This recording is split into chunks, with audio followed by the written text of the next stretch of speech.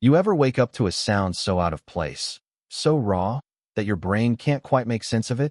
That was me, just before dawn, when a noise, something like metal being ripped apart, cut through the quiet of my valley. Not a rooster crowing, not the soft shuffle of cattle, but a jagged, violent sound that set every nerve on edge. I didn't even bother with boots, just tore out onto the porch, cold biting at my feet, heart thudding so loud it drowned out everything else. That's when I saw it. 3 words, dripping red, slashed across the stone wall by the entrance. Become one of us. The paint was still wet, like the wall itself was bleeding. And my front gate, that iron beast my father and I welded together decades ago, was gone. Not left open, gone. I found it twisted and wrecked, tossed aside like trash.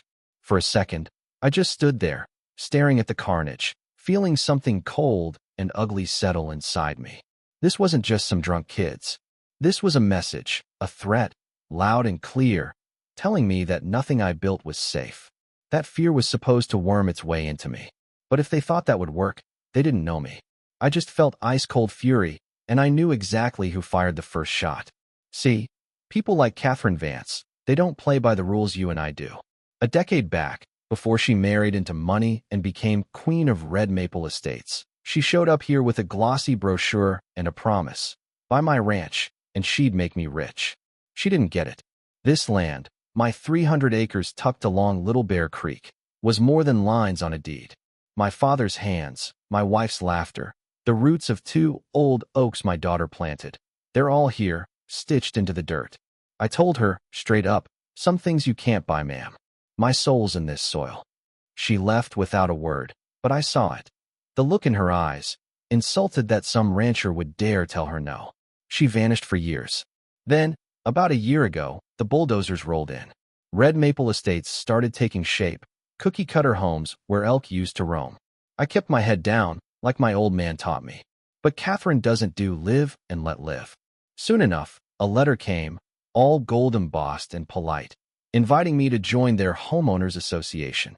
Their offer was just corporate speak for, let us control your land. I said no, of course, thinking that'd be the end of it. Turns out, it was just the start. You know how these things go. At first, it's petty. Their flyers stuffed in my mailbox, my post knocked over again and again, a drone buzzing over my fields like some high-tech mosquito. Then it got ugly. My wife's oak trees, her pride and joy, started dying. I found 3 little holes drilled in the roots, poison leaking into the earth. It was like someone reached into my chest and squeezed. That night, for the first time, the rage inside me curdled into real hate. But Catherine wasn't done. Next came the anonymous environmental complaint. A letter from the state, accusing me of poisoning the creek. Lies, all of it, but enough to get my ranch slapped with a cease and desist order. My business, my way of life, on pause, all because of red tape. That's when I realized. They didn't want me scared. They wanted me broke. They wanted me to give up. Thing is, when you corner a rancher, you better be ready for a fight. I wasn't going down easy. I spent my savings turning my place into a fortress, trail cams and fence posts, floodlights everywhere, motion sensors linked to my phone. For a few nights, nothing happened. Then, just when I started doubting myself, I caught them, 3 figures, creeping by the barn, the red maple logo shining in the floodlight. I dialed the sheriff, loaded my old shotgun with rock salt, and waited. The look on their faces when I hit those lights. Yeah, that's something I'll never forget. Turns out, one of the trespassers was a kid, no more than 20, hired by Catherine's right-hand man, Marcus Thorne. Got it all on camera, clear as day. I thought, finally, I had them. Caught red-handed, confession and all. But Catherine, she's slippery. 3 days later, she's on TV, acting all shocked and apologetic, blaming everything on Marcus and firing him to save herself. Like sacrificing a knight to protect the queen. She played the victim, and suddenly my win felt like smoke in the wind. Now, here's where it gets interesting. Twist you never saw coming. Out of nowhere, I get an email. She's not done. The well pump. No name. But I had a hunch.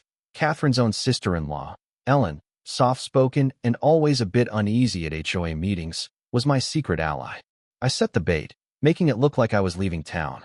Instead, I doubled down, hid cameras and a directional mic by the pump house. waited in the dark with coffee and my old Remington. On the third night, they came. For figures, led by Catherine herself. Her voice came through my laptop, cold as ice. No mistakes this time, Marcus. Burn it. Make sure there's nothing left but ashes. The lighter scraped, gasoline sloshed, and just as Marcus went to strike, boom, all my lights blazed to life. Sirens wailed. I stepped out, gun in hand, and for the first time, I saw fear in Catherine's eyes. The sheriff was already on his way, thanks to my motion sensors. They had nowhere to run. In court, the evidence was ironclad. Video, audio, even Ellen's testimony exposing Catherine's years-long obsession.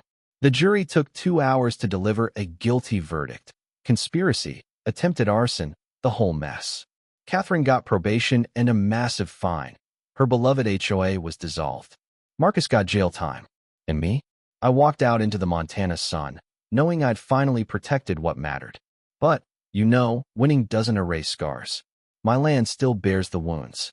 For weeks, my neighbors, some from Red Maple, even came by, asking for advice, starting over, wanting to build real community, not just rules and threats. I told them, you want peace, you have to work for it.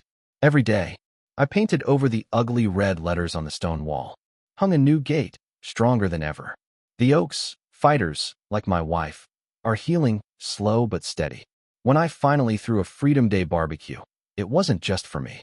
Folks from all sides showed up, kids running, dogs barking, the sound of laughter floating up into the twilight. Even Ellen Vance came, nodded once, then slipped away quietly. Standing there, glass of iced tea in hand, I realized freedom isn't about winning a war or beating someone like Catherine Vance in court. It's about the daily work, the sweat, the choice to plant roots and defend what's yours every single day. That's something no HOA, no developer, no amount of money can ever take away from you. But here's the kicker. Some folks say I was right. Some say I was just stubborn, maybe even a little crazy. What do you think? Is it worth fighting tooth and nail to protect a way of life, even when the world wants to pave it over? Let me know down in the comments, because out here, we all know community only survives if people care enough to speak up. And if you've ever gone toe-to-toe with power and lived to tell the tale, I want to hear your story too. That's how we keep the roots strong.